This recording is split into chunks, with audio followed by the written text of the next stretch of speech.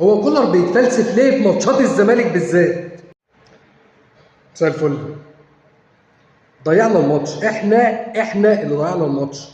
كولر اللي ضيع الماتش. تغييراته زي الزفت باستثناء اشرف بن شرقي ووسام. بس ليه هتنزل وسام تطلع الشحات وجراديشار الاثنين؟ ليه؟ طب طلع كوكا ونزل الدبيس اللي المفروض اصلا كان ينزل من اول الماتش. يعني هو عك في التشكيل، لازم تلعب في اي حاجه. وما بتلعب في اي حاجه بتبوظها يا كولر والله. هي ماشيه، سيبها ماشيه.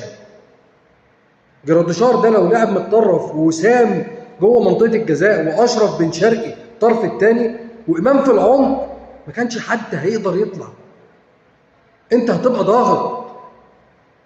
انت ليه بتعك؟ ليه بتعك؟ وبتقرب بيراميدز. يعني هو المستفيد من الليله دي كلها بيراميدز.